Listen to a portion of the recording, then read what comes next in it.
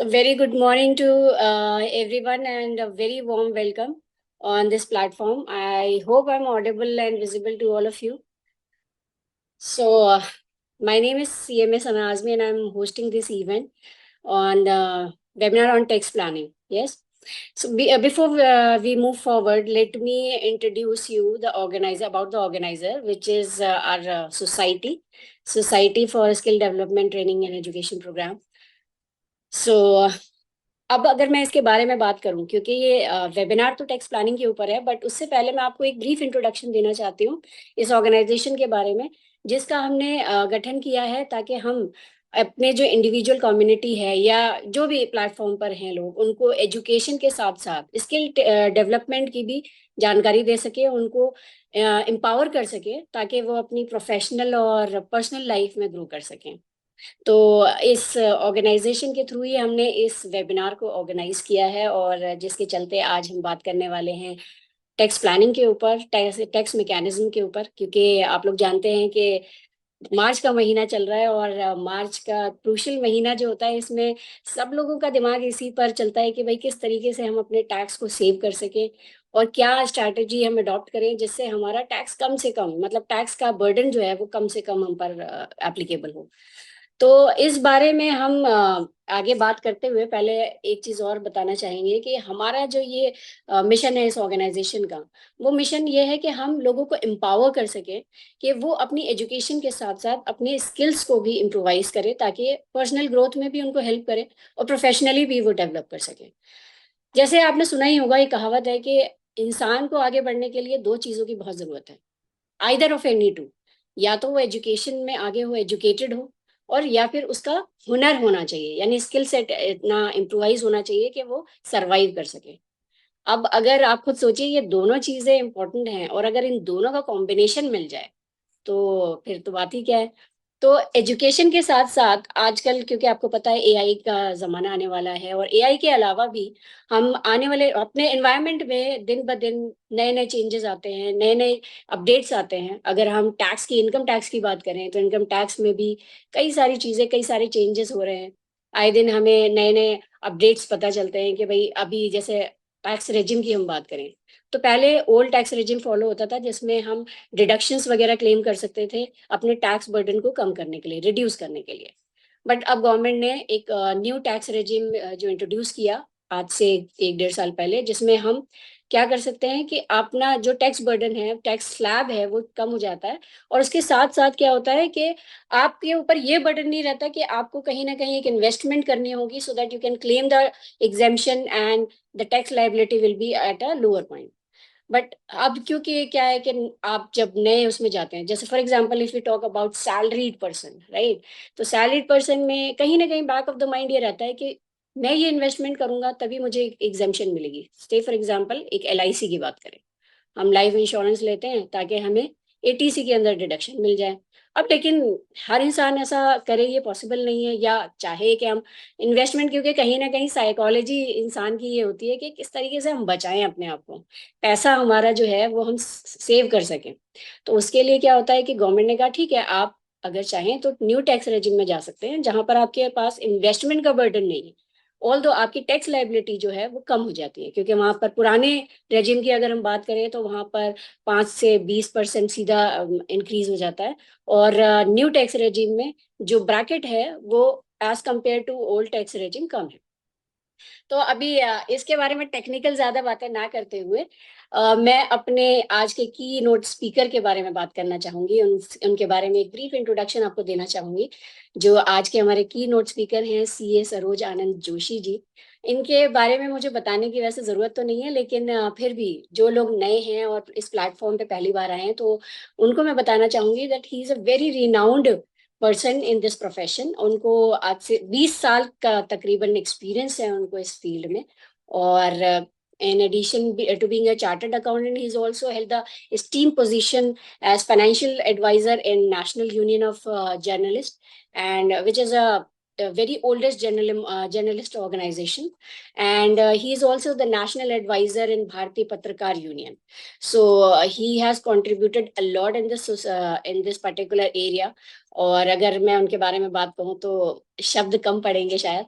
और अभी आप क्योंकि उनको सुनने वाले हैं और वो अपने एक्सपीरियंस के तहत आपको बताएंगे कि किस तरीके से टैक्स प्लानिंग की जा सकती है, टैक्स मैकेनिज्म के बारे में बताएंगे, क्या स्ट्रैटेजी आप अडॉप्ट कर सकते हैं ताकि आप इस पूरे स्ट्रक्चर को कैसे इजीली समझ सकते हैं। तो सर अपने लफ्जों में जब इसको बयां करेंगे तो आई एम श्योर आपको काफी चीजें क्लियर भी हो जाएंगी, और जो हमारा मोटिव है इस वेबिनार को करने का कि हमारा जो किस तरीके से हम वेल वर्स हो सके कि अपने आप को हम पहले ये समझें कि टैक्स है क्या, किस तरीके से ये काम करता है, और हम क्या स्ट्रैटेजीज अडॉप्ट करें ताकि हमारा जो एक टैक्स बर्डन है वो भी कम हो सके और we can be well informed about the whole thing, right. So moving forward, I would like to call upon CA Saroj Anand Joshi ji, so that he can enlighten us with the whole thing. वो हमें अपने शब्दों में बयां करेंगे कि किस तरीके से ये पूरा मैकेनिज्म काम करता है, और टैक्स प्लानिंग के बारे में वो हमें बताएंगे। तो Joshi sir, over to you, and I would request you कि आप एक बार ज्वाइन कर लें और इनलाइटन करें हमें अपने शब्दों से। नमस्कार टू एवरीवन। मेरी आवाज आ रही है सभी तक?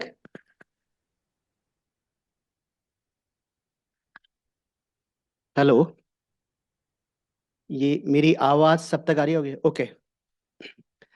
नमस्कार to everybody. I express my heartful gratitude to Step Society and its management to giving this opportunity to make some contribution to this renowned society, and I extend my all greeting to all the audience, all the society members, especially CMA Manish Kandpal ji and CMA Sana Ajmi ji। मैं चाहूंगा कि अगर आप लोग जितने भी यहाँ पे सुन रहे हैं अपना अगर कैमरा भी ऑन कर देंगे तो मुझे बहुत अच्छा लगेगा। मुझे लगेगा कि ऑडियंस मुझे सुन रही है, तो एक इंटरेक्टिंग सेशन हो जाएगा।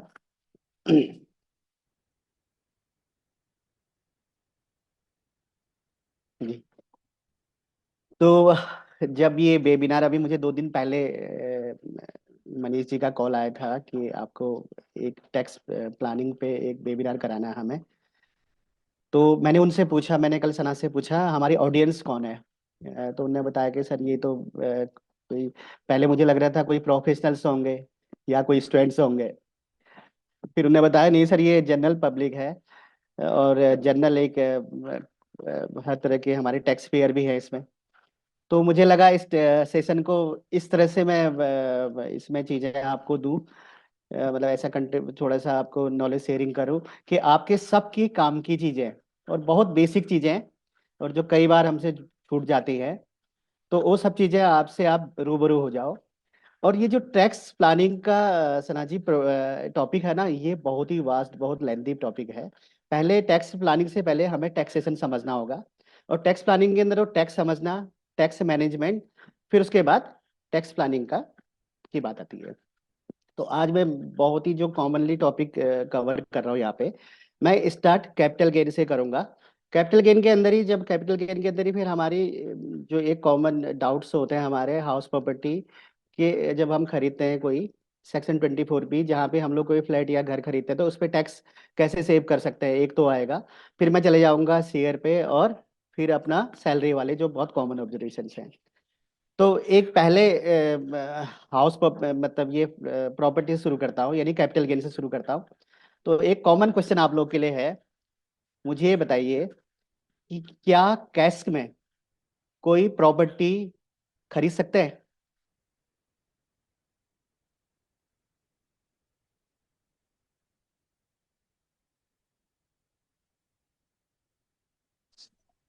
Sir I am sure audience जो है वो बताना जरूर चाहेगी, बट अभी इसमें प्रोविजन म्यूट करने का नहीं है, तो आप अच्छा अपनी अच्छा। बात रख सकते हैं, हम हाँ, क्वेरीज जो है तो वो लास्ट में जी कर जी जी, लेंगे। तो हाँ मैं ये कह रहा हूँ कि एक कॉमन ऑब्जर्वेशन है कि बिल्कुल आप कैश में नहीं कर सकते। 1 जून 2015 में एक प्रोविजन आया था गवर्नमेंट का कि आप कैश में, क्योंकि ये एक हमारी इनकम टैक्स के अंदर सेक्शन होती थी जिसके अंदर हमें कैश ट्रांजेक्शन प्रोहिबिटेड होते थे। वो सेक्शन है 269 और 269 ये बहुत ही बेसिक और इनिशियल क्वेश्चन मैंने आपसे इसलिए किया कि इसमें बहुत कंफ्यूजन है। अ, इस सेक्शन के आने के बाद आप 20,000 से ऊपर प्रॉपर्टी खरीद फरोख्त नहीं कर सकते, क्लियर प्रोविजन है। लेकिन एक क्वेश्चन ये है कि 20,000 से ऊपर है तो जनरली 20,000 से नीचे की तो प्रॉपर्टी आती नहीं, तो कैश का रिलेवेंस नहीं है। लेकिन मैं इस क्वेश्चन इसलिए कर रहा हूँ, बड़ा गजब का क्वेश्चन है ये। उसी बार एक प्रोविजन आया था इनकम टैक्स के अंदर, जिसमें ये था कि आप 2 लाख तक एक दिन में रिस्ट्रिक्शन, आपको कैश ट्रांजेक्शन की 2 लाख होती थी। जी तो मेरी नजदीक का यहाँ पे जो रजिस्ट्रार सब रजिस्ट्रार ऑफिस है, वहाँ ये हाल था कि इवन 2000 ये 22-23 तक की मेरे पास जितने कैपिटल गेन कैलकुलेशन की क्वेश्चन आती थी, वो क्या कर रहे थे, कह रहे सर आप रेस्ट्रिक्ट कर लीजिए, कैश में कर लीजिए, 2 लाख तक अलाउड है। अब हाल ये है कि इस सेक्शन की पेनल्टी प्रोविजन ये है, पिनल प्रोविजन मेनली ये है कि अगर आप कैश में ट्रांजेक्शन करते हैं तो 100% पेनल्टी सेलर को भी है, बायर को भी है। अब सोचिए, अब क्या हुआ कि जी 2015 से लेके 2022-23 तक भी जो प्रॉपर्टी सेल परचेज हो रही है, वो कैश में हो रही है 2-2 लाख तक। वो कह रहे तो हाँ सर 2 लाख तक आप कीजिए, कैश दे दीजिए। वो बायर के दिमाग में पता नहीं क्या साइकोलॉजी रखती है, वो कहते चल मैं 2 लाख रुपए। अब सोचिए कि इस केस में 2 लाख पेनल्टी किसको आ रही है, सेलर को आ रही है, पहले और 2 लाख की पेनल्टी बायर को आ रही है, बाय यानी बाय 4 लाख पेनल्टी। सोचिए एक दिन में 200-300 रजिस्ट्री यहाँ पे होती है। कितना कॉमन कंफ्यूजन है यहाँ पे। बिल्कुल सर। तो एक तो पहला क्वेश्चन ये हो गया हमारी समरी कि आप कैश में प्रॉपर्टी सेल परचेज नहीं कर सकते हैं अप टू 20,000 इस सेक्शन को आने के बाद। ठीक है। जी अब एक सवाल ये आता है कि एक बहुत कॉमन हमसे आम लोग, आप लोग, कई लोग जो यूजर यहाँ पे सुन रहे हैं, उनके पास एक एक सवाल होता है कि सर प्रॉपर्टी खरीदनी है, कैश में खरीदे, चेक में खरीदें, पक्के में खरीदें, कच्चे में खरीदें। ये हाँ जी कच्चे पक्के का लफड़ा क्या है, मैं आपको थोड़ा बताना चाहता हूँ। देखिए, जी मैं पहले से, जब से मेरी प्रैक्टिस को 20 साल हो गए, मैं हमेशा क्लाइंट से बोलता हूँ कि आप फेयर प्रैक्टिस कीजिए और लॉ के अकॉर्डिंग चलिए। ठीक है। तो बिल्कुल टैक्स के इस, क्योंकि फ्यूचर में अभी क्या टैक्स प्रोविजन बहुत हार्ड आ गए और गवर्नमेंट भी बहुत स्ट्रिक्ट है। ठीक से, तो यहाँ पे टैक्स मैनेजमेंट की तो, टैक्स प्लानिंग की तो बात करूंगा, लेकिन टैक्स एविजन बिल्कुल नहीं, वो बिल्कुल जी क्राइम है। इवन फॉरेन के अंदर तो टैक्स एविजन बिल्कुल ही क्राइम है।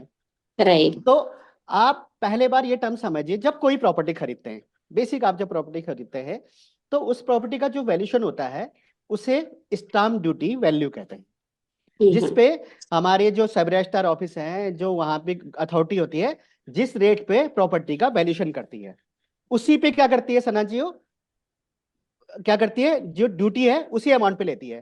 तो जी वो हमारा क्या है, वैल्यूशन माना जाता है सर। आप सभी को समझ आ गया ना कि जी जी जो स्टाम्प ड्यूटी रेट है, जो गवर्नमेंट ने डिसाइड किया, वही रेट है। और उसी को आपको जो कहते हैं पक्के में देना है, तो आपको अमाउंट हो पक्के में वही अमाउंट देना है।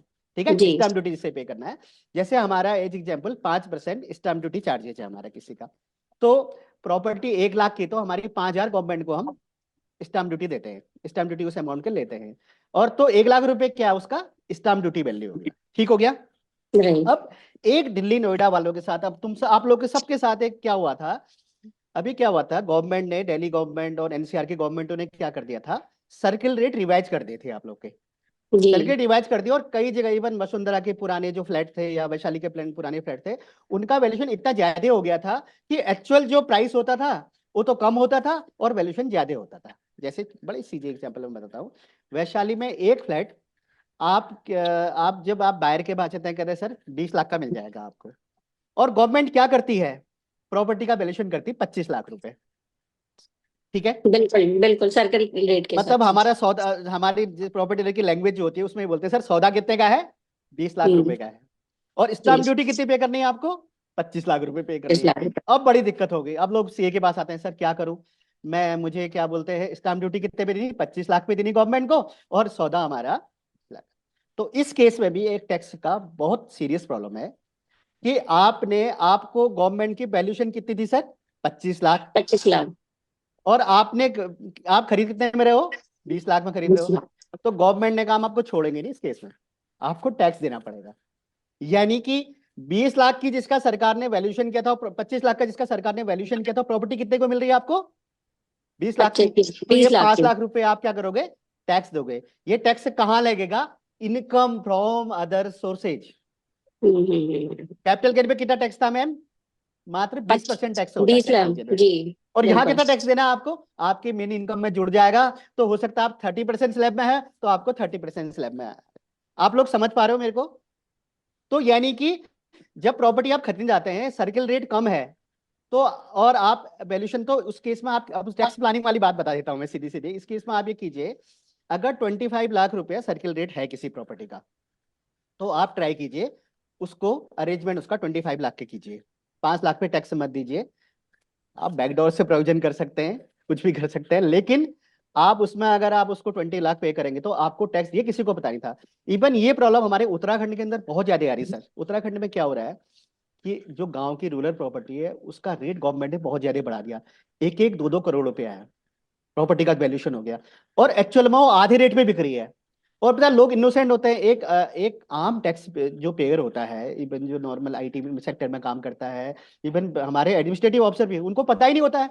वो कहते हैं कोई बात नहीं सर, आपने हमारे 1 करोड़ का वैल्यूशन है, 50 लाख पेमेंट कर देते हैं। जब मेरे पास आते हैं, मैं कहता हूँ भाई आपने 50 लाख की प्रॉपर्टी, 1 करोड़ की प्रॉपर्टी 50 लाख में दी, अब गवर्नमेंट आपसे 50 लाख टैक्स लेगी। तो बिल्कुल ये सर। प्रोविजन को समझना जरूरी है। अगर आपको स्टाम्प ड्यूटी से सस्ती जमीन मिल रही है तो डिफरेंस जो अमाउंट है वो आपका टैक्सेबल होगा। ये बिल्कुल कॉन्सेप्ट क्लियर हो गया सर? ये कॉन्सेप्ट क्लियर हो बिल्कुल। गया ना? मैं अब आगे बढ़ता हूँ। अच्छा, सारी हमारे इंडिया में एक बड़ा कॉन्सेप्ट है प्रॉपर्टी वर्ड। प्रॉपर्टी हम किन किन चीजों के लिए यूज करते हैं?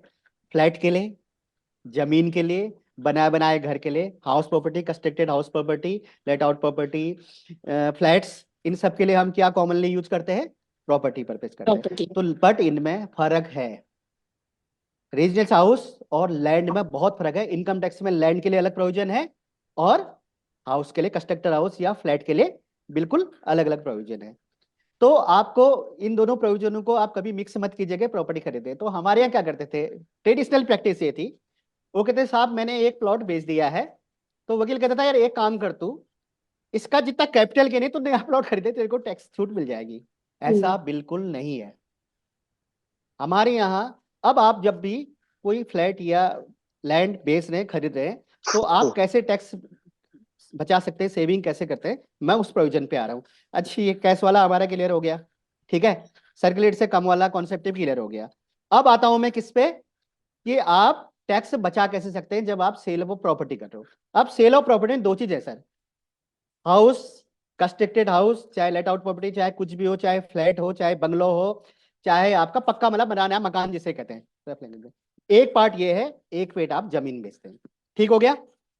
जब आप फ्लैट या घर बेचते हैं, हाउस प्रॉपर्टी बेचते हैं, तो आपको, आपके लिए एक प्रोविजन है, जो आपका कैपिटल गेन है, यहाँ पे एक कैपिटल गेन है, एक कंसिडरेशन पॉइंट है। कैसे, मैं आपको समझाता हूँ। आपने एक घर बेचा, उसका 10 लाख रुपए का बेचा सपोज आपने, ठीक है, क्योंकि स्टाम्प ड्यूटी कितना था उसका, 10 लाख रुपए था। वो घर आपने 5 लाख का खरीदा था कभी पहले, ठीक है। तो 5 लाख का डिफरेंस क्या है? कैपिटल गेन है।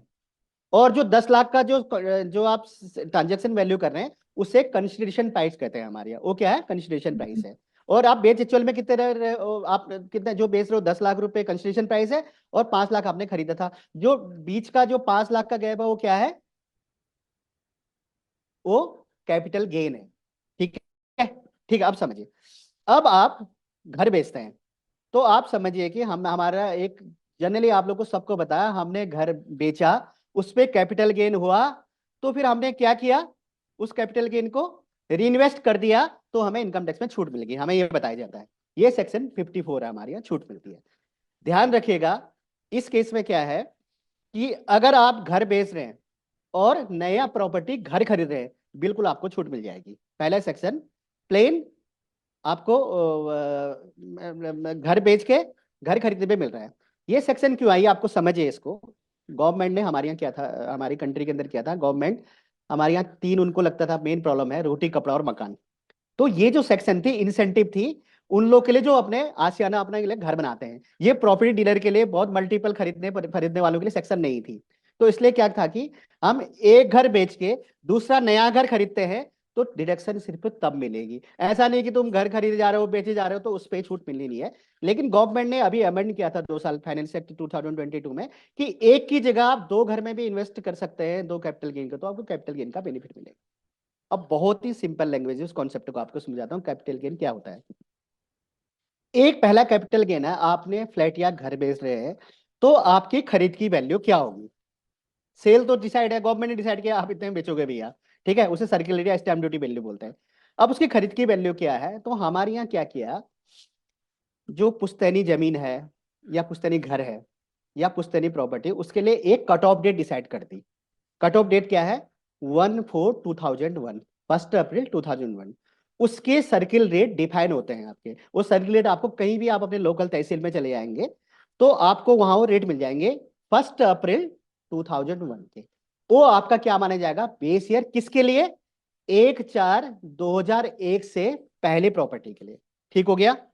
अब आप क्या है, सिंपल लैंग्वेज में, आप घर बेचने जा रहे हैं तो एक तो 1/4/2000 के बाद की प्रॉपर्टी है, तो वैल्यू कौन सी मानी जाएगी? 1/4/2000 बाद की, बाद में जो आपने एक्चुअल परचेज किया है। लेकिन उससे पहले की प्रॉपर्टी है तो आपका बेस ईयर क्या होगा? 1/4/2001। आप तहसील में जाइए, पूछे सर 1/4/2001 का रेट क्या था। ठीक है, अब बताइए सर उसमें अंदर क्या होता है कि अब आपने 1/4/2001 का वैल्यू जो प्रॉपर्टी का होगा, 10 लाख की प्रॉपर्टी होगी, तो आज प्रॉपर्टी तो दिल्ली एनसीआर या हमारे उत्तराखंड में बहुत अप हो रही है। तो गवर्नमेंट ने ताकि किसी का अनजस्टिस ना हो उस वैल्यूशन के लिए, तो उसमें इंडेक्सेशन करा दिया। उसकी वैल्यू एक डीम्ड वैल्यू बढ़ा दी, इंडेक्सेशन हो गया। तो आप इंडेक्सेशन करेंगे तो लगभग आप देखेंगे 3.31 थी लास्ट ईयर, तो लगभग 3.5 गुनी लगभग ने कहा बढ़ा लो। यानी 10 लाख की प्रॉपर्टी आपकी 2001 की है, तो उसको आप क्या करो, 31 लाख मान लो 10 लाख की प्रॉपर्टी का। ठीक है, लगभग तिगुनी, मोटा मोटा तिगुनी आप उसके अमाउंट को मान लो। और जो सेल करोगे उस डिफरेंस अमाउंट को आपका कैपिटल गेन में टैक्स देना पड़ेगा। ठीक है सर, कैपिटल गेन कॉन्सेप्ट समझ आ गया। अब इसको, अब आप सवाल ये आता है भैया इस टैक्स को बचाएं कैसे? ये सबके दिमाग में आता है, टैक्स को बचाएं कैसे? तो हमारे पास सिंपल सिलेक्शन है। मैं बात कर रहा हूँ यहाँ पे सिर्फ घर की, यहाँ पे मैं बात नहीं करूंगा जमीन की। जमीन की अलग चीज है।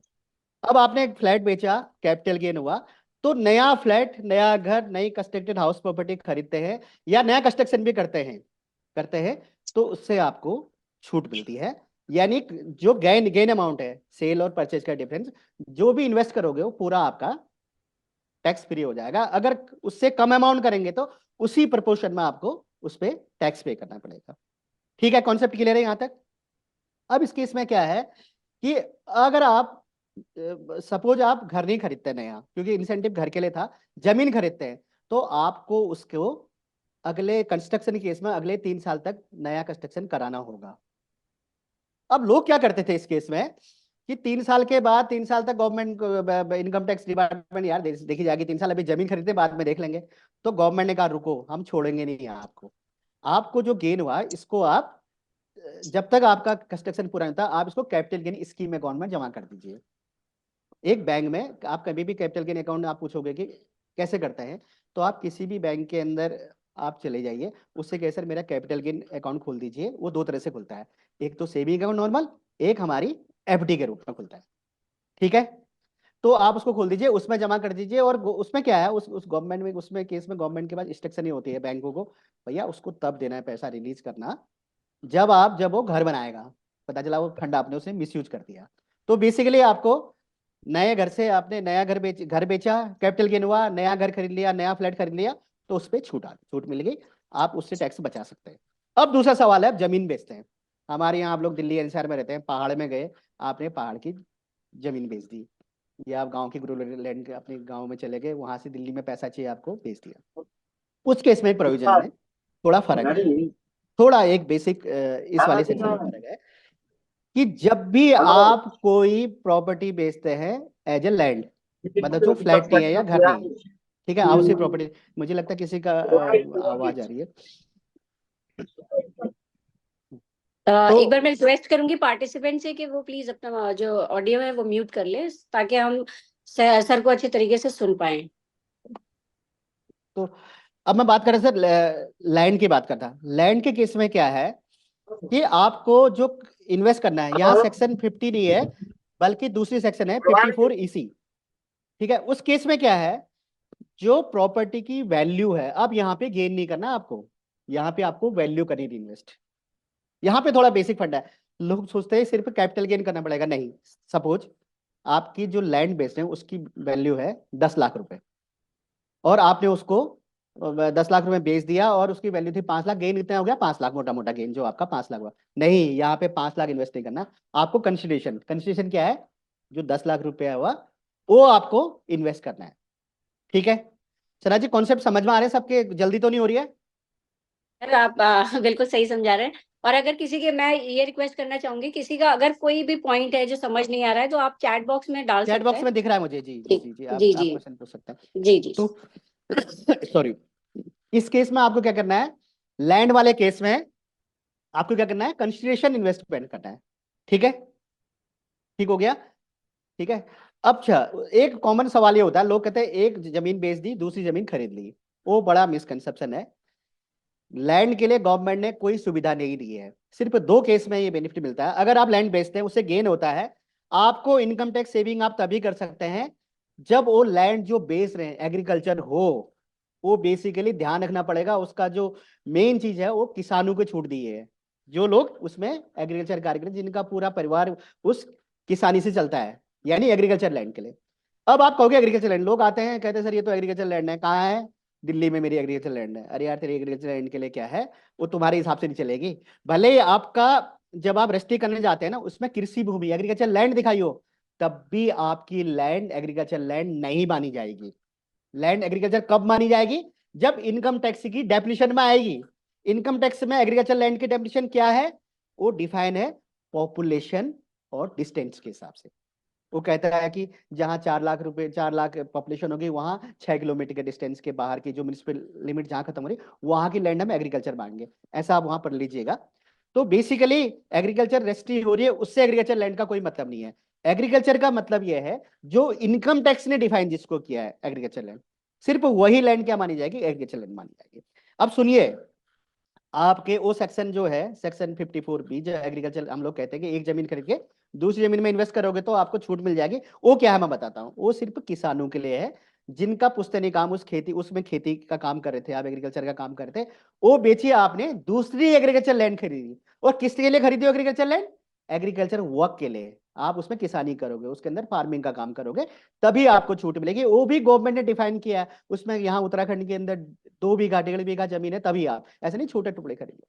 बेसिकली क्या करते थे प्रॉपर्टी डीलर, ये सेक्शन इसलिए है, प्रॉपर्टी डीलर क्या करते थे, पहले क्या करते, एग्रीकल्चर लैंड खरीद ली और दूसरी खरीद ली, फिर वो बेच के तो कैपिटल गेन बचा लेते थे। और आज भी मैं बताऊं कि इतना कॉमनली फाइनेंशियल जो एडवाइजर है हमारे, उनमें इतना मिसकंसेप्शन है। वो क्या करते हैं कि आपसे बोलते हैं भैया एक एग्रीकल्चर लैंड खरीद ली, बेच दी ना, बढ़िया है, तो दूसरी खरीद ले, तेरे को छूट मिलेगी। बिल्कुल नहीं मिल रही है। ये क्लियर हो गया? ठीक है। दूसरी चीज ये है, अगर आपको लगता है कि आपको अभी घर की जरूरत नहीं है, तो एक टैक्स सेविंग का और है कि आप गवर्नमेंट बॉन्ड खरीद सकते हैं। ये बेसिकली ये सेक्शन भी गवर्नमेंट ने हाईवे वगैरह को, या जो हमारे इंफ्रास्ट्रक्चर के प्रोजेक्ट है उसको प्रमोट करने के लिए, उनसे रिलेटेड आप बॉन्ड खरीद लेते हैं उस गेन अमाउंट का, तब भी आपको छूट मिल जाती है। ठीक है, ठीक है, क्लियर हो गया? यहाँ तक कोई सवाल तो नहीं है यहाँ तक कैपिटल गेन के अंदर? तो पहला मैंने समरी कर देता हूँ, मैं इसको समरी कर देता हूँ। पहला ये है कि आपने रिहायशी घर या फ्लैट बेचा, उस फ्लैट में जो गेन हुआ उससे नया फ्लैट खरीद लिया, छूट वहां मिल जाएगी आपको। और गेन से आपने कम किया तो प्रोपोर्शनेट रेशियो में आपको छूट मिल जाएगी। ठीक है। अब आप जमीन के केस में क्या करेंगे, जमीन अगर आपने बेची है तो जमीन का जो कंस्ट्रक्शन वैल्यू है, गेन नहीं, उस कंस्ट्रक्शन को आप लगाएंगे नए घर के लिए। जो नया घर खरीदना है तो वो पूरा अमाउंट जो अगर आप लगाएंगे तभी आपको छूट मिलेगी, नहीं मिलेगी तो उसमें भी आपको परफेक्ट छूट मिलेगी। तो दोनों में एक डिफरेंस है, एक में कंसिडरेशन है, दूसरे में क्या था, गेन है। ठीक है। घर वाले से घर खरीदा, गेन है। घर जमीन से घर खरीदा तो उसमें कंसिडरेशन है। ठीक है, ठीक है, ये क्लियर है। तो कैपिटल गेन यहाँ पे मतलब जो टैक्स प्लानिंग मेनली, जो एक कॉमन क्वेश्चन आते हैं आप लोग दिल्ली, क्योंकि ये हमारे यहाँ जो ऑडियंस होगी जो भी मुझे सुन रही है, तो जनरली ये लोग क्या करते हैं, अपने अपना खुद का या किसी रिश्तेदार का या कोई अपने जान पहचान वाले का कॉमन क्वेश्चन होता है भैया कि हम प्रॉपर्टी खरीद या बेच रहे हैं, क्योंकि लोग प्रोग्रेस कर रहे हैं, अपना फ्लैट खरीद रहे हैं, एनसीआर दिल्ली में फ्लैट खरीदने का होता है। तो ये प्रोविजन आपको ध्यान ध्यान रखना है। एक तो क्या था, कैश, कैश में नहीं दे रहा है। दूसरा सर्किल रेट में अगर आप लेते हैं, ध्यान रखिएगा सर्किल रेट से नीचे ले रहे हैं तो आपको उस पर टैक्स देना पड़ेगा। चौथा ये था आप कैपिटल गेन कैसे सेव करेंगे। ठीक है। अब यहीं पे इसी हाउस प्रॉपर्टी के अंदर जाता हूँ कि एक जनरली सैलरी पेड से लेके सारे बिजनेस इनकम के अंदर भी एक टैक्स प्लानिंग का और जरिया होता है कि ये भी गवर्नमेंट ने इंसेंटिव ही दिया था बेसिकली, कि अगर आप हाउस प्रॉपर्टी में इन्वेस्टमेंट करते हैं तो आपको एक बेनिफिट मिलेगा। तो उन लोगों ने क्या कहा कि 2 लाख तक का जो इंटरेस्ट अमाउंट है, जो आप अपने रिहायशी घर के लोन के लिए, इंटरेस्ट ऑन बोरोड कैपिटल पे बेसिकली, जब आप अपने घर खरीदने के लिए बैंक से लोन लेते हैं, उसके इंटरेस्ट पे आपको छूट मिलेगी। किस पे मिलेगी? इनकम टैक्स की छूट मिलेगी। कितनी मिलेगी? 2 लाख तक मिलेगी। अब इसमें है महा टेंशन।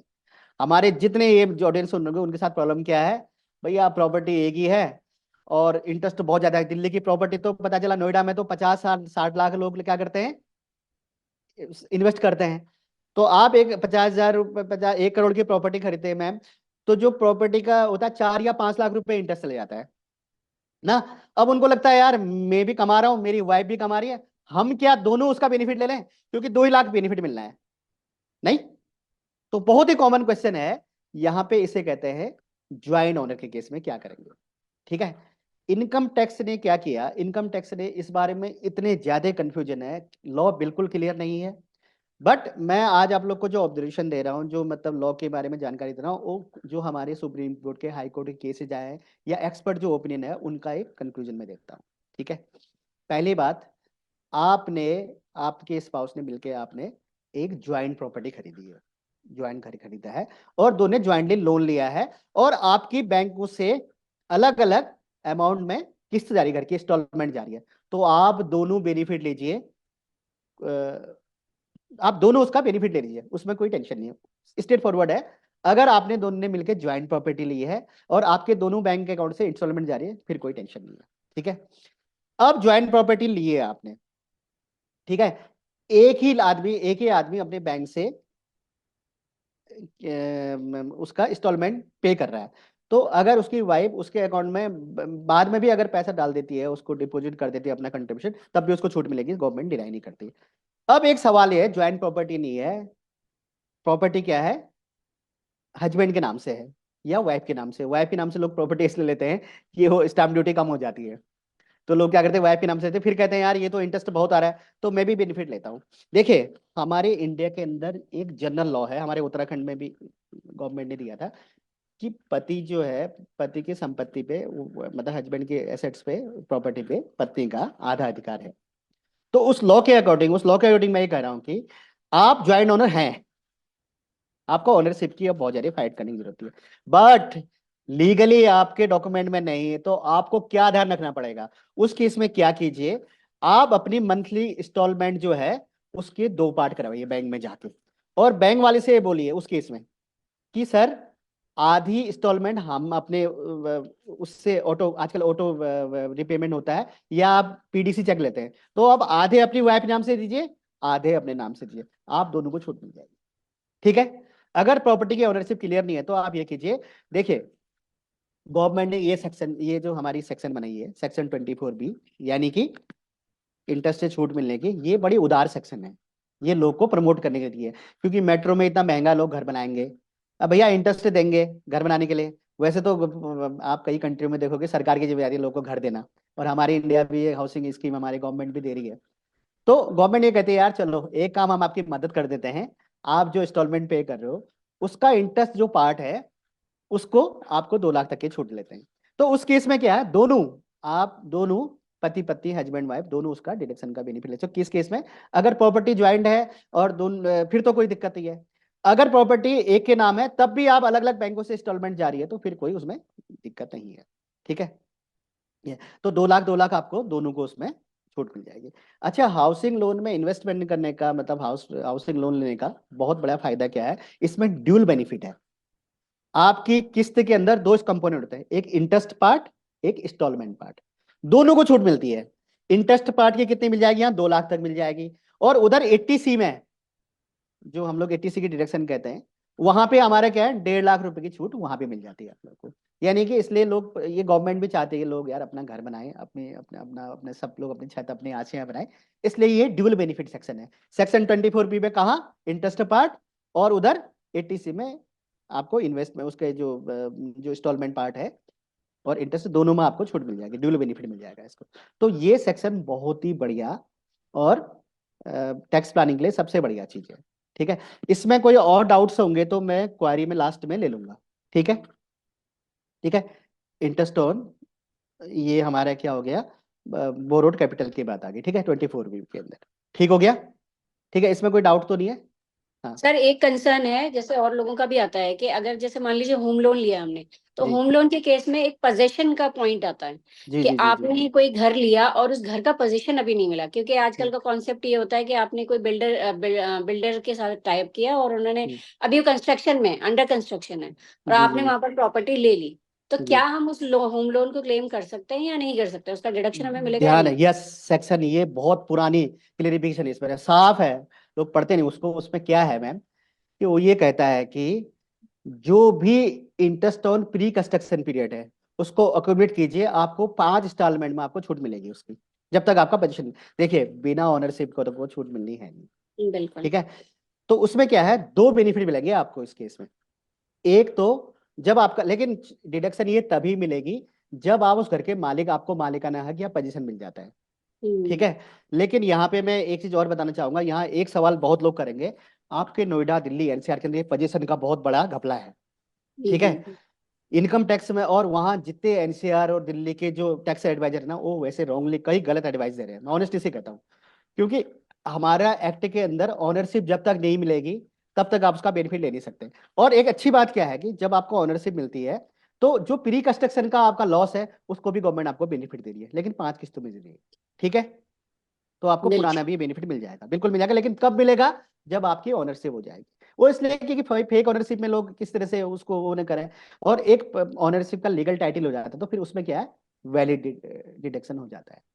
ठीक है। क्लियर हो गया ये? परफेक्ट। जी ठीक जी है। जी। अच्छा, उसके अलावा हो गया कुछ सैलरी के अंदर, सैलरी में आता हूँ मैं। ठीक है। सैलरी वाले कई लोग यहाँ पे सैलरी एम्प्लॉयड हैं। आप लोग बड़े डिसअपॉइंट होने वाले हैं, क्योंकि नया जो रिजीम आ गया ना, इसके बाद टैक्स प्लानिंग के लिए बहुत कुछ रह नहीं गया, ऑनेस्टी से बताऊं। ठीक है। मतलब जिनकी पगार ना 12 लाख एनुअल से ऊपर है, 12-15 लाख रुपए, उनको कहीं ज्यादा जाने की जरूरत नहीं है। गवर्नमेंट भी चाह रही है कि इनको टैक्स से ऐसा करते हैं, इनका पैसा पूरी सैलरी इनको देते हैं और ये लोग अपनी मर्जी से इन्वेस्टमेंट करें। अभी तो लोग क्या करते थे, म्यूचुअल फंड ले लेते थे, एलआईसी पॉलिसी लेते थे, हेल्थ इंश्योरेंस लेते थे। उसने कहा यार इनको ऐसा करते हैं, पैसा इनके हाथ में देते हैं और ये अपने आप शेयर मार्केट में भी लगाते रहेंगे। तो बेसिकली रिटेल में पैसा आएगा तो रिटेल में पैसा जाएगा। तो बेसिकली क्या है कि जो नए रिजीम आ गया ना, उसके बाद सैलरी वालों के लिए बहुत कुछ रह नहीं गया, ऑनेस्टी से बताऊं मैं। क्योंकि नए रिजीम में स्लैब ऐसे दे रही है कि अब नए रिजीम के अंदर क्या है, आपको 3 लाख तक तो टैक्स है ही नहीं। 3 लाख से 6 लाख तक 5% है, 6 से 9 तक 10% टैक्स रेट है। तो डिडक्शन का भी रिबेट एंड डिडक्शन का फायदा है। लेकिन अगर आपकी सैलरी अप टू 10 लाख है तो उसमें फायदा है। तो आप क्या कीजिए, एक तो एचआरए का बेनिफिट ले लेते हैं। ठीक है। एचआर बेनिफिट में हमारे ये होता है कि 3 स्लैब है उसके अंदर। मेट्रो सिटी के अंदर 50% of basic salary plus DA. ठीक है। और जो एक्चुअल रेंट पे कर रहे हैं, वो अगर 10% बेसिक और डीए से ऊपर है, सेकंड स्लैब वो, और एक्चुअल एचआरए जो मिल रहा है उस पे आपको, उनमें से जो लिस्ट है उस पे आपको छूट मिल जाती है। उसकी सिर्फ फिलोसफी ये है, वो गवर्नमेंट ये कहती है कि आप 10% दे दो यार टैक्स, जो सैलरी और टीए का है। उससे ऊपर का जो पैसा होगा, चलो हम माफ कर देते हैं आपको। मतलब वो ये कहते हैं कि तुम्हारी कमाई का 10% टैक्स दे दो आप, 10% तक, उसके ऊपर का हम दे देंगे आपको। वो एचआरए के, एक एचआरए का बेनिफिट आपके लिए। ट्रांसपोर्ट अलाउंस का आप ले सकते हो। अच्छा, अलाउंसेज के बारे में आप, गवर्नमेंट ने बिल्कुल पहले, बहुत साल पहले, अलाउंसेज में बहुत पहले क्या होता था, बेहिसाब पर क्रेडिट्स पे टैक्स लगता था, अलाउंसेज होते थे। गवर्नमेंट ने कहा हम आपको अलाउंसेज सब टैक्स फ्री करेंगे, बशर्ते एक्चुअल आपको अपनी ड्यूटी या अपने एक्सपेंचर मैट करने के लिए एक्चुअल में आपने वो एक्सपेंसेस रिइंबर्स किए, तो आपको उस पर छूट मिल जाएगी। तो रिबेट में आप मेनली एचआरए की लेते हैं, वो ट्रांसपोर्ट अलाउंस की लेते हैं, हेल्थ इंश्योरेंस रिइंबर्समेंट जो भी है उसकी छूट लेते हैं लोग। ठीक है। उसके अलावा सैलरी में आप क्या ले सकते हैं, 1.5 लाख रुपए आप, पीपीएफ आपका कटता ही है, बच्चों की ट्यूशन फीस है, टैक्स सेविंग म्यूचुअल फंड्स हैं, बॉन्ड्स है, और इंफ्रा बॉन्ड है, तो 1.5 लाख वो छूट मिल जाती है। ठीक है।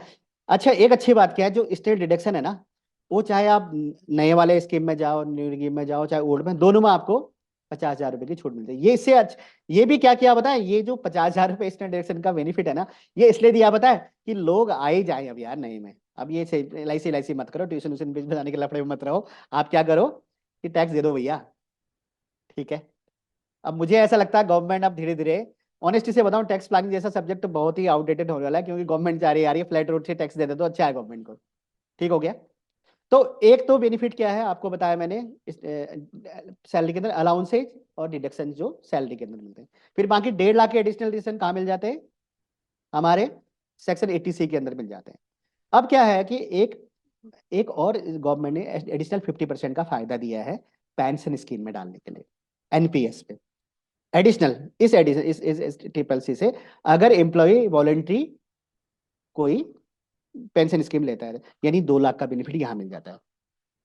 फिर 25,000 रुपये उसने कहा हेल्थ इंश्योरेंस ले लो। अब हेल्थ इंश्योरेंस आजकल सभी लेते हैं, क्योंकि प्राइवेट सेक्टर में तो ऐसा ही है। हॉस्पिटलों के अंदर चले गए तो हॉस्पिटलों का ये हाल है कि आपको मतलब छोटे मोटे मतलब छोड़ेगा नहीं हॉस्पिटल, अगर कुछ प्रॉब्लम हो गई तो इसलिए क्या सभी लोग ले लेते हैं। तो 25,000 का छूट वहां मिल जाता है आपको। उसने कहा यार चलो फैमिली का भी ले लो, पेरेंट्स का भी ले लो, लेकिन पेरेंट्स आजकल बहुत बुजुर्ग हुए तो गवर्नमेंट देती नहीं है।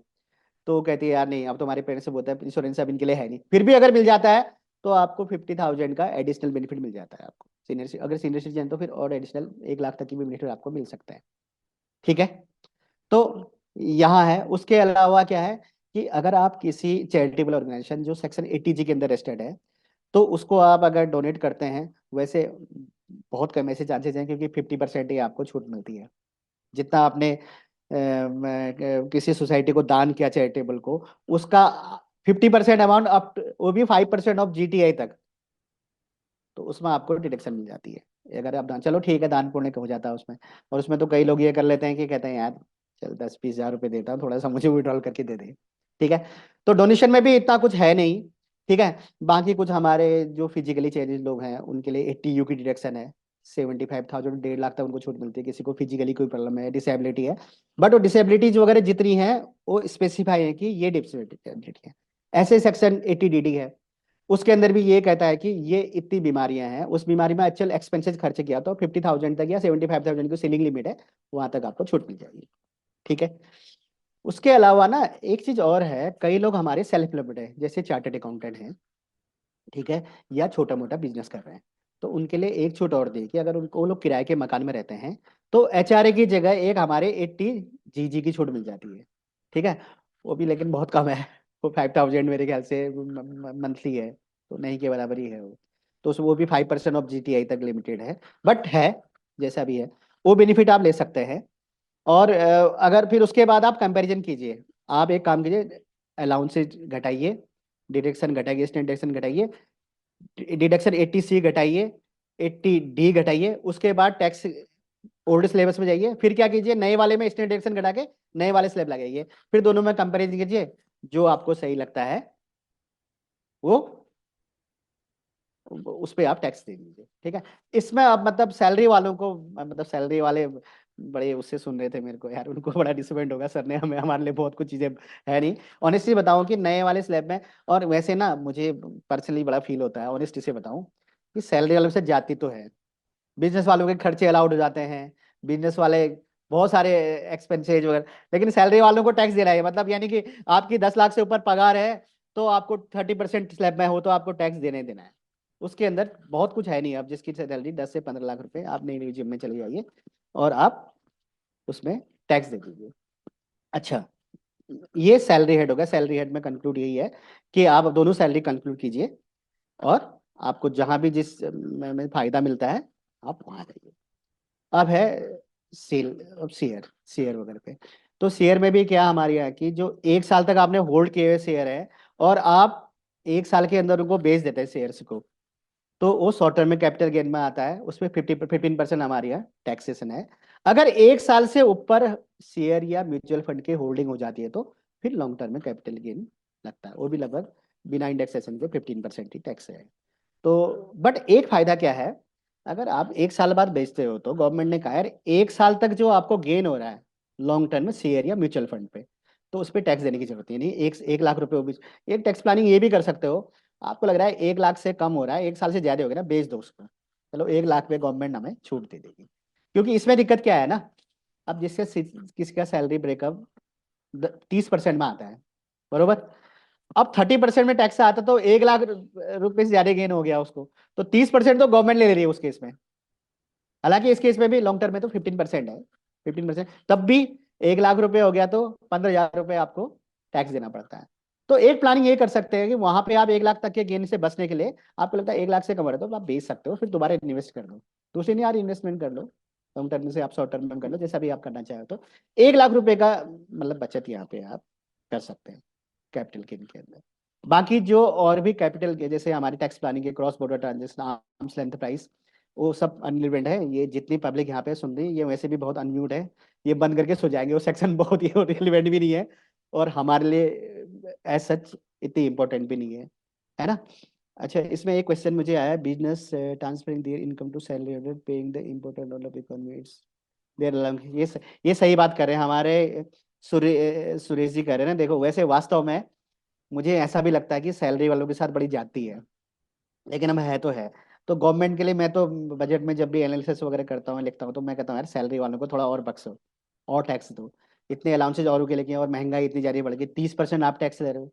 मतलब ये सोचो कि जो अच्छी अच्छी सैलरी, लोग को अच्छी सैलरी पैकेज वाले हैं, 30% तो उनको लगता है यार मैं बढ़ा के क्या करूँ, मेरी सैलरी बढ़ी तो 30 मतलब 67% आ रही, 33% तो हमें सेस के साथ गवर्नमेंट को देनी पड़ रही है। तो सैलरी वालों के लिए मतलब बहुत कुछ रह नहीं गया है। लेकिन हाँ, जो मैंने आपको कैपिटल गेन के अंदर बताया, वो जो पॉइंट मैंने आपको बताया, उनको बहुत ध्यान से समझने की जरूरत है और आपकी रोजमर्रा की जिंदगी में बड़ी रिलेवेंट है वो चीजें। तो मुझे लगता है आज के टैक्स के प्लानिंग लेवल पे जो बेसिक चीजें हैं वो मैंने कवर कर दी। मुझे लगता है सना जी, मेरी समझ में आई नहीं जो मैंने बताया है? बिल्कुल सर, आपने बहुत ही सिंपल भाषा में, एक लेमन बिल्कुल। लैंग्वेज में मैं कहूंगी, जी जी आपने जी। बहुत अच्छे से एक्सप्लेन किया है। एंड आई एम श्योर सबको समझ भी आया है। बिल्कुल, जब और आपने सर मैं, बताया था हमारे यूजर जो है यहाँ पे, वो जी एक कॉमन यूजर है, उसमें कोई जी प्रोफेशनल या मतलब कोई टैक्स एक्सपर्ट लोग नहीं है।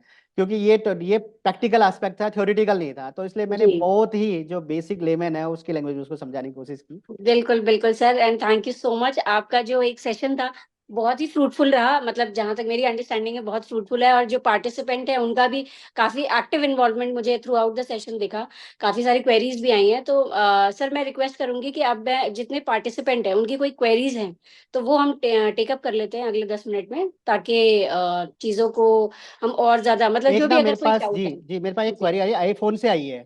ठीक है। जी जी जी what is the break even, यार ना ब्रेक इवन बताना थोड़ा सा मुश्किल है, क्योंकि उस पर डिपेंड करता है ये आपके सैलरी कंपोनेंट पे। ठीक है। एक मोटा मोटा जो मुझे ऐसा लगता है 10 लाख से 10 से जो ऊपर वाली सैलरी इस बार मिल रही है ना सना जी, जी जी जी, उनको नए वाले में जाना चाहिए। एक ब्रेक बिल्कुल इवन। लेकिन जिनकी house interest on borrowed capital है, क्योंकि जी जी, एडिशनल 2 लाख रुपए बहुत बड़ा अमाउंट होता है, वो बिल्कुल ब्रेक इवन लगभग सर 15 से 20 लाख है, डिपेंड ऑन इंटरेस्ट।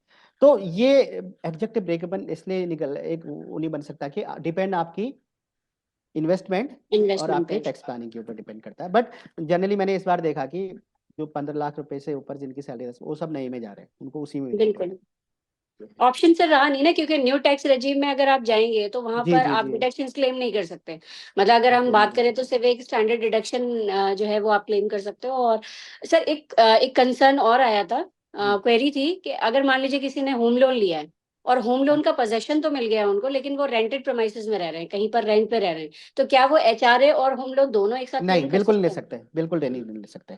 आप उस केस में क्या लेंगे बताया, पोजीशन नहीं हुआ है, आप स्टेट फॉरवर्ड उसमें एचआरए का बेनिफिट लीजिए। देखिए, जी टैक्स प्लानिंग का मतलब टैक्स इवेजन भी नहीं है और टैक्स का मिसयूज भी नहीं है। अब आप देखिए, आप रह कहाँ रहे हैं, लेट आउट, आपने किराए के मकान में रह रहे हैं, तो हम्म, गवर्नमेंट ने आपको एडिक्शन बेनिफिट दिया है ना, एचआरए का बेनिफिट लीजिए प्लीज। और ड्यूल बेनिफिट देखिए, एक चीज और मैं बड़े ही साफ शब्दों में बता दूं, गवर्नमेंट बख्शने वाली नहीं है, टैक्स दीजिए, नहीं तो आपको छोड़ने वाली नहीं है। और आपका एक एक ट्रांजेक्शन एआई आने के बाद आप बच के रहने वाले नहीं है। आपका ये सोचिए कि आपके हर एक ट्रांजेक्शन पे सरकार की नजर है। अभी क्या है, हाँ एक बड़ी चीज सना जी, एक चीज ऐड कर जी देता हूँ, मैं सबको बता देता हूँ, जी बड़े जितने भी ऑडियंस है ध्यान से सुनिएगा मेरी बात को। आजकल AIS TIS आ गया। जी, ठीक है। TIS tax information system. System, उसमें क्या है कि 48 सोर्स से आप ट्रेस हो रहे हो, 48 सोर्स से हम्म, आप ट्रेस हो रहे हो कि भैया ये इवन खर्चा है, आप क्रेडिट कार्ड से भी कहीं पेमेंट करते हो। इवन मेरा जी एक दोस्त कह रहा था, मैंने एक फॉरेन कंपनी में वो फेसबुक के अंदर किसी को वो फेसबुक के अंदर वो आते हैं ना, स्टार स्टार देते हैं, जी जी जी उसके लिए उसने क्या किया कि कुछ पैसा इन्वेस्टमेंट फॉर, क्योंकि ये जो जीपे वगैरह होता है ना फॉरेन वाले में भी डील करता है, तो ट्रांजेक्शन उसके TIS में आ गया। भाई तूने ये क्या किया? हाँ बिल्कुल, तो आप कहीं भी आप बच के नहीं जा सकते, इस गवर्नमेंट आपको छोड़ने वाली नहीं है ना। जी जी जी जी, बिल्कुल। ये सर ने बताया, प्लीज एल्बर्ट, बहुत अच्छा है। इसके बाद में ये सुखी जैसी के सर के साथ में आ रहा हूँ, हाँ। जी जी मैं जी मैं वहीं पे आता हूँ पहले। ये कर दो कि TIS AS से आपका सारा कुछ, सारे सोर्सेज का इनकम आ जाता है। इवन पहले क्या होता था सना जी ना, हमारे यहाँ जी। कई लोगों के जो अच्छा, मैं ना जब से मेरा सेशन शुरू हुआ है, थोड़ा इको वॉइस मुझे लग रहा है, ये ऑटोमेटिक आता होगा ना, ये तो मुझे सर इको यहाँ बार बार। यहाँ ऑडियो की कोई दिक्कत नहीं आ रही है, शायद मेरी आवाज आपकी अच्छे से आ तरफ रही से। है सबको? बिल्कुल बिल्कुल मुझे बहुत इको परफेक्ट। लग रही है खैर। अच्छा। तो मैं ये कह रहा हूँ कि अभी क्या था कि ना, कई बैंक से क्या करते हैं लोग ना, रूरल बैंकों में अकाउंट खुलवा देते हैं। जी। ठीक है, कि आप लोग सोचते थे मैं उसको इनकम टैक्स के अंदर दिखाऊंगा नहीं। मेरे पास पिछले साल बहुत केस आए, कहते थे सर ऐसा कीजिए, एहसान दिखाते थे, कहते थे ऐसा करो सर, इतना मेरा इंटरेस्ट है, 15-20 हजार और जोड़ दो और टैक्स दे दो। और बड़े उनको उनको देख के ऐसा लगता था जैसे बहुत लिबरल है वो। इस बार TS मैंने उनको बताया सर 10-20 लाख, आप 10-15 हजार रुपए, 1.5-2 लाख रुपए इंटरेस्ट शो कर रहा है। अरे कहाँ का शो कर रहा है? सर ये रूरल बैंक का।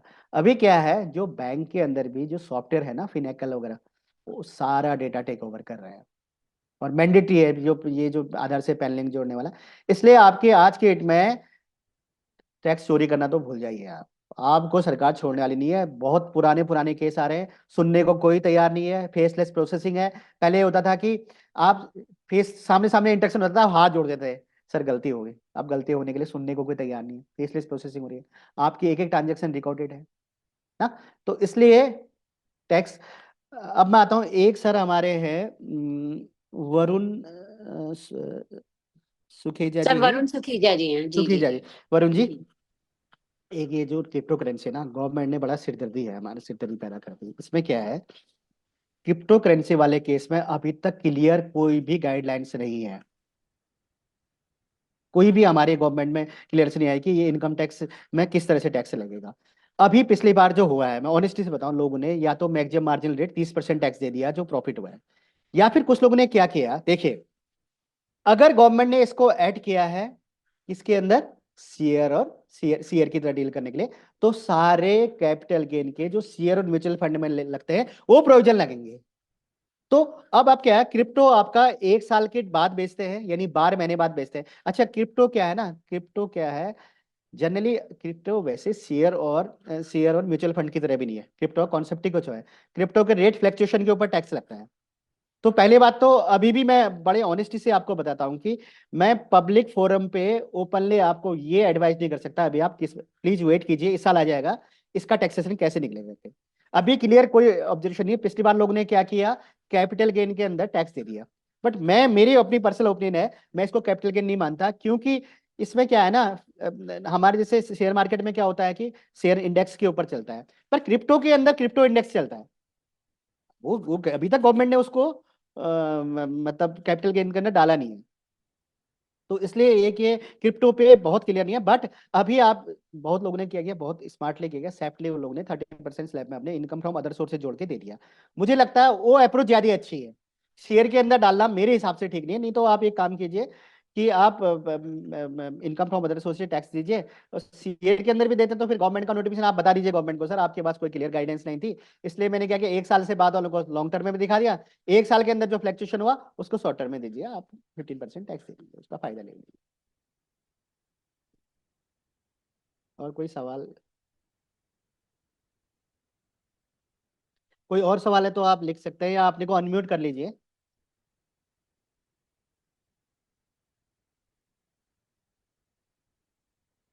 मनीष जी हैं क्या लाइन में? मनीष जी है हमारे साथ?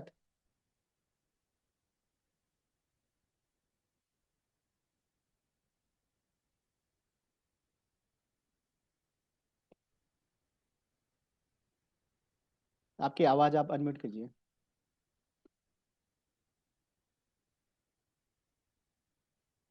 धीरज नागपाल जी को प्लीज अनम्यूट कर दीजिए, कह रहे कि I am not able to unmute.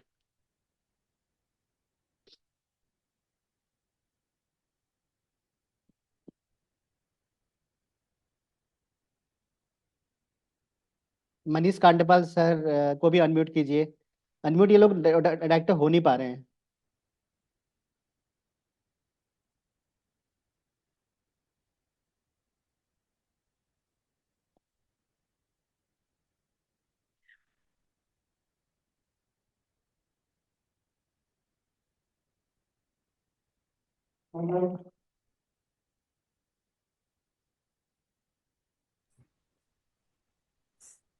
Sana, unmute हो सकते हैं लोग? मनीष सर भी कह रहे हैं कि अनम्यूट नहीं हो पा रहे हैं। सर और धीरज नागपाल बोल रहा हूँ सर। जी सर, सर जी आपने ना अभी पाल जी। मेरे क्वेश्चन का एक जो जवाब दिया था कि 10 लाख या 15 lakh depending upon your investment schedule, जी सर, जी सर। उसका मेरे को थोड़ा जानना है। आपने बोला 15 लाख के ऊपर या 10 लाख के ऊपर आप नए रिजीम में चले जाओ। हाँ सर। तो मैं एक्चुअली उल्टा सोचता था कि भाई अगर 15 लाख से नीचे है तो टैक्स रिजीम नया होना चाहिए, अगर 15 लाख से ऊपर है तो ओल्ड रिजीम में चले जाए। नहीं नहीं, ऐसा नहीं हुआ सर। जो अभी नया रिज्यूम है, अगर आप कैलकुलेट करेंगे तो 10 से ऊपर, 10 से 15 वालों को नए वाले में फर्क पड़ रहा है। अच्छा ठीक है, मेरे आप को धीरज एक। जी, आप एक काम हाँ कीजिए ना। जी। सना अभी आपको जीमेल आईडी शेयर कर दीजिए, आप ना अपना जो भी इनकम का स्टेटमेंट मुझे भेज दीजिएगा, मैं आपको टैक्स कैलकुलेट करके भेज दूंगा। ठीक है सर। ठीक है। Thank you sir. Thank you.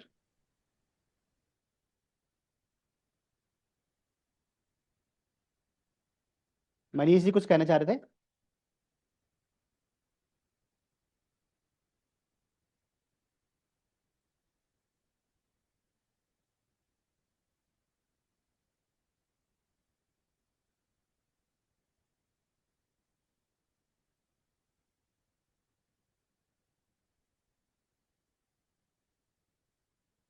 मैंने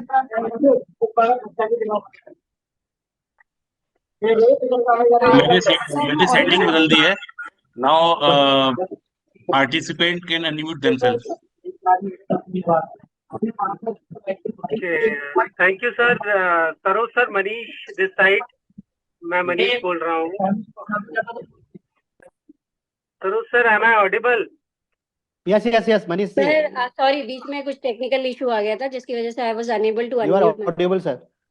एम आई नहीं, audible that now? Is absolutely fine sir. हाँ बिल्कुल ऑडिबल सर ना। मैं जस्ट एक चीज बोलना चाह रहा हूँ। मैं पहले तो सरोज सर को मतलब बहुत बहुत धन्यवाद करना चाहता हूँ sir. Really thanks the way you have done this session specifically, and बड़ा मजा आ रहा था फ्रॉम दी वेरी बिगनिंग। मतलब मैं इसको सुन रहा हूँ तो आपने बड़े ही शॉर्ट स्पैन में, मतलब हमने आपको शॉर्ट नोटिस में आपको बुलाया और आपने इसमें हामी भरी। तो I am really thankful to you, really grateful to you. And मतलब थैंक यू सो आपका मच। सपोर्ट हमेशा से ही रहा है, और ये सना मैम का इनिशिएटिव है इस सोसाइटी के थ्रू। तो किस तरह से लोगों को अवेयर किया जाए और एम्पावर किया जाए इन दिस फाइनेंशियल मार्केट, चाहे वो टैक्सेशन में हो चाहे और अदर एरिया में हो। और मुझे लगता है कि सना मैम का ये बहुत बढ़िया इनिशिएटिव है इस ऑर्गेनाइजेशन को देख के। कॉर्पोरेट में स्टूडेंट्स में जिस तरह से ये ट्रेनिंग प्रोग्राम करने का इन्होंने एक जिम्मेदारी ली है, तो hats off to you ma'am also, Sana ma'am. It's really great initiative and we all are always with you. And Saroj sir, मतलब मैं तो you are like my elder brother, तो मैं जितना बोलूँ कम कम होगा अभी मेरे लिए। तो आप आए और आपने मतलब मेरे कहने पे आपने ये सेशन स्टार्ट किया, तो I am really thankful to you. नहीं, अरे नहीं, थैंक यू। मैं बताना चाह रहा था कि मैं इस वक्त बहुत फिट भी नहीं हूँ, हमारे एक फ्लू चल रहा है, मेरे थॉट का भी बहुत प्रॉब्लम थी। और दो झिझक थी मेरे अंदर, मैं ऑनेस्टली से बताऊं। एक तो ये जो सेशन था ना, यहाँ पे कुछ प्रोफेशनल भी थे और एक कॉमन ऑडियंस भी थी। तो मुझे लग रहा जी था कि मैं अगर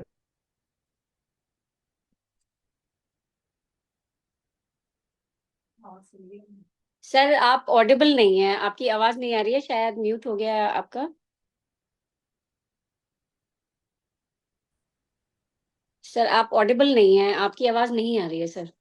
जबकि मैम यहाँ पे तो अनम्यूट हाँ हूँ। जी, अब आ रही है, अब आ रही है सर। अब आ रही है? नाउ हाँ, तो यस। मेरे लिए जब ये सेशन था ना, मैं थोड़ा उलझन ये थी मुझे कि यहाँ पे प्रोफेशनल भी थे और एक आपने बताया कॉमन इंडस्ट्री वाले, कॉमन प्रॉब्लम वाले, उस तरह की एक जनरल पब्लिक थी। तो मेरे लिए मुश्किल ये था, मैं सोच रहा था मैं अगर टेक्निकल बहुत ज्यादा हो जाऊंगा तो उनको प्रॉब्लम हो जाएगी, और बिल्कुल नॉन जी टेक्निकल हो जाऊंगा तो आप लोग लगेगा यार ये क्या बेसिक चीजें बता रहे हैं। तो उस उलझन में ये मैंने एक बीच का रास्ता निकाला। और मैं, मेरे पास क्या है कि पिछले 20 25 साल हो गए मेरे को इनकम टैक्स में प्रैक्टिस करते हुए। ये वो सवालात थे, and you are in, okay. तो मेरे पास वो सवालात थे जो मेरे पास रोज आते हैं प्रैक्टिस के अंदर। मैंने उन्हीं सवालों को, उन्हीं बेसिक सवालों को रख के आपके टैक्स प्लानिंग का सेशन किया। थैंक यू सो मच नहीं, मनीष सर एंड सना। नहीं सर, इसी बारे में मैं कहना और चाहूंगी कि आप मतलब जब मेरी आपसे बात हुई तो आपने मुझे बताया भी that you are not feeling well, और वो मैं टोन भी सुन पा रही थी आपकी आवाज में कि थोड़ा सा डाउन थी, बट स्टिल आपने जो है इनिशिएट लिया और आपने आगे बढ़कर इस वेबिनार के लिए हाँ की, तो उसके लिए heartfelt thank you sir and gratitude to you कि आपने जो है हमें एक मोटिवेशन दिया। और इस ऑर्गेनाइजेशन को सर शुरू करने का मेन मकसद यही है कि हम लोगों के अंदर एक कॉन्फिडेंस भी डेवलप कर पाए, क्योंकि अगर हम एजुकेटेड हैं बट हम अपस्किल्ड नहीं हैं, हम अपने स्किल्स पर काम नहीं कर रहे हैं, तो सर ऑल टुगेदर हम कहीं पर भी ग्रो नहीं कर पाएंगे, हमारी ग्रोथ जो है वो स्टेगनेंसी के स्टेज पे चली जाएगी। तो उसको इम्प्रोवाइज करने के लिए, क्योंकि आजकल आपको पता ही है जनरेशन जो है हमारी वो टेक सेवी ज्यादा है, तो हम लोग कोशिश करते हैं कि पर ज्यादा से ज्यादा और हम कनेक्ट कर पाए और लोगों को वेल वर्स कर पाए, उनको नॉलेज दे पाए, ताकि वो अपनी स्किल को भी अपडेट कर पाए। And thank you so much again sir. और मैं लास्टली जो वरुण सुखीजा जी हैं, सीएमए वरुण सुखीजा जी, उनको वोट ऑफ थैंक्स के लिए इनवाइट करना चाहूंगी। तो Varun ji, over to you and please conclude the session. Thank you, Sana ma'am, for giving vote of thanks. So basically, I have joined the session on 11:15 and listening from the last 45 minutes. It was a good session and interactive. Thank you, Saroj sir. You have addressed also the query of the participants well, and the session was interactive. And even I have also asked crypto, but little bit I got to know about that. Meanwhile, I'll share my query as well to you, Sana ma'am. Yes As Manish ji Varun ने sir, आपको ना काफी कुछ आप ना sir ये मैं आप मुझे अपना नंबर और वो भी दे दीजिएगा, मेरा नंबर ले लीजिएगा, राइट मैं आपको ना राइट राइट गाइडलाइंस सर आएगी तो आपको पूरा अच्छे से समझा दूंगा आपको। बेसिकली क्लाइंट्स क्रिप्टो पे काफी प्रॉफिट बुक कर रहे हैं, आप समझ सकते हैं मार्च में, तो दे आर आस्किंग जी कि हाउ व्हाट वाज जी द जी टैक्स जी इम्प्लीकेशन ऑन क्रिप्टो।